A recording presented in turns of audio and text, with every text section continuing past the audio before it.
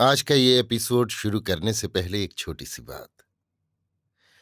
क्या आप भी अपना पॉडकास्ट बनाने की सोच रहे हैं? तो एंकर ट्राई कीजिए। ये पॉडकास्ट बनाने का सबसे आसान तरीका है। नंबर 1, ये फ्री है। नंबर 2, इसमें कई सारे ऐसे टूल्स हैं जो आपको अपने फोन और कंप्यूटर पर रिकॉर्ड और एडिट करने की फैसिलिटी देते हैं।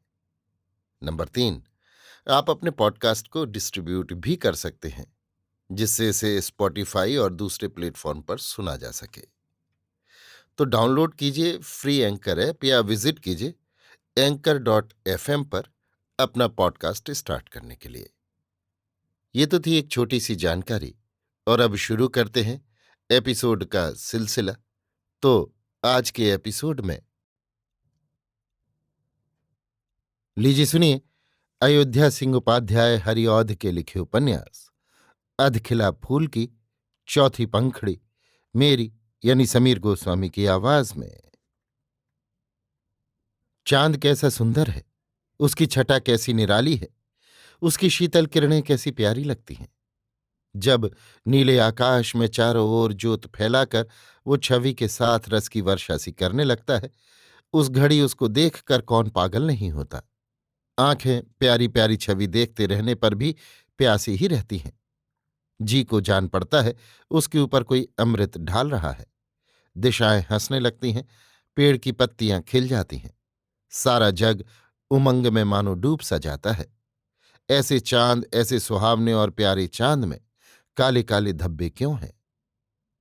क्या कोई बतलावेगा? आह, ये कमल की सी बड़ी बड़ी आंखें कैसी रसीली हैं, इनकी भोली भोली चितवन कैसी प्यारी है। इसमें मिश्री किसने मिला दी है?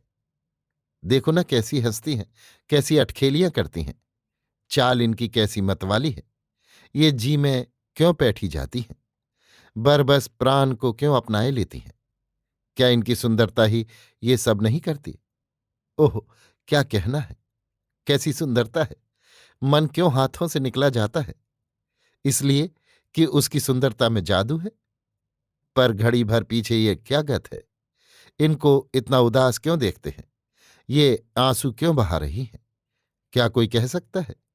जो आंखें ऐसी रसीली, ऐसी सुंदर और ऐसी मतवाली हैं, उनको रोने धोने और आंसू बहाने का रोग क्यों लगा? अभी कुछ घड़ी पहले हमने जिस स्त्री को अपने लड़के लड़की के साथ मीठी मीठी बातों से जी बहलाते देखा था, हंसती बोलती पाया था, वो इस घड़ी क्यों रो कलप रही है? क्यों सर पर हाथों को मार रही है? क्या इसका भेद बताने वाला कोई है? नहीं कहा जा सकता। जग में सभी ढंग के लोग हैं, कोई बताने वाला भी होगा। पर मैं समझता हूं, जहां सुख है वहां दुख भी है, जहां अच्छा है वहां बुरा है, जहां फूल है वहां कांटा है। जाड़े का दिन है, शीत से कलेजा कांप रहा है। घने बादल आकाश में छाए हुए हैं, पवन चल रही है। जो फष्टा कपड़ा पास है उससे देह तक नहीं ढक सकती। सूरज की किरणों का ही सहारा है। पर बादल कैसे हटे? घबराहट बड़ी है। इतने में आकाश में एक और बादल कुछ हटते दिखलाई पड़े। थोड़ा सा आकाश खुल गया। इसी पथ से सूरज की किरणें आकर कुछ कुछ कांपते हुए कलेजे को ढांढस बंधाने लगीं। जी थोड़ा ठिकाने हुआ। धीरे धीरे ये भरोसा भी हुआ, अब बादल हटते जाएंगे। जग के सब कामों की यही गत है। जहां उलझन ही उलझन देखने में आती है, वहां थोड़ा सा सुलझाव ही बहुत गिना जाता है। जो बातें बहुत ही गूढ़ हैं, उनका थोड़ा सा ओर छोर मिल जाना ही जी का बहुत कुछ बोध करता है।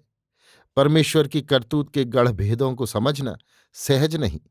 किस घड़ी कौन काम किस लिए होता है और उसका छिपा हुआ भेद क्या है, उसको हम लोग क्या जान सकते हैं?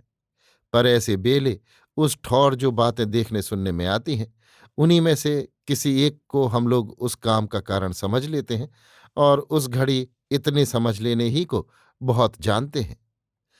वो स्त्री जिसकी चर्चा हमने ऊपर की है, इस घड़ी क्यों रो रही है? सर पर क्यों हाथों को मार रही है? हंसते ही हंसते उसकी ये क्या गत हो गई? हम इसका गूढ़ भेद क्या बतला सकते हैं? पर जो बात देख सुन रहे हैं उसको बतलावेंगे। एक खाट बिछी हुई है, उस पर वही लड़का जिसको हमने आंगन में पलंग पर लेटे हुए पोथी पढ़ते देखा था। अचेत पड़ा हुआ है, सर से लहू बह रहा है, मुंह पीला पड़ गया है। पास ही 5-4 स्त्रियां भी बैठी हैं। इनमें एक लड़के की माँ, दूसरी उसकी बहन और तीसरी गजरे वाली है। 2 उसी पड़ोस की और हैं। लड़के की माँ उसको अचेत और उसके सर से लहू बहता देखकर ही रो पीट रही है, और उसकी बहन भी बहुत घबराई हुई है। पर इन दोनों को वही गजरे वाली समझा बुझा रही है। पड़ोस की दोनों स्त्रियों में से एक पानी छोड़ती है और दूसरी लड़के के घाव को धो रही है। लड़के की माँ का नाम पार्वती और बहन का नाम देवहूति है। गजरे वाली का नाम बासमती है। ये आप लोग जानते हैं। ये जाति की मालिन है। पार्वती और देवहूति को बहुत घबराई हुई देखकर बासमती ने कहा, लहू का जाना रुकता नहीं। लड़का अचेत पड़ा है। वैद्य जी आज घर नहीं है, जो उनको बुला लाकर दिखलाऊं। और जो बात मैं कहती हूं उसको तुम मानती नहीं हो, फिर काम कैसे चलेगा?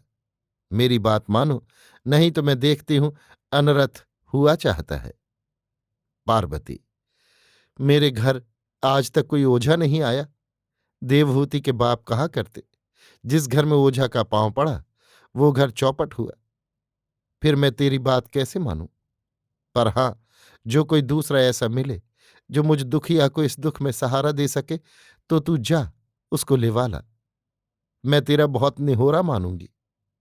बासमती, ओझा होने ही से क्या होता है? क्या सभी ओझे थोड़े ही बुरे होते हैं? फिर भले बुरे किसमें नहीं होते? मैंने कई एक ऐसे वैद्य और पंडित भी देखे हैं जिनका नाम लेते पाप लगता है। तो क्या इससे सभी वैद्य और पंडित बुरे हो जावेंगे?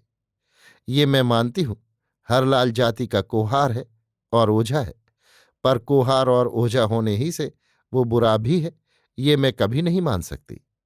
फिर हरलाल वैदई भी तो करता है। जब बड़े महाराज नहीं है तो हरलाल को आप वैदई के लिए ही क्यों नहीं बुलाती? ओझा होने से क्या वैदई करने के लिए भी वो नहीं बुलाया जा सकता?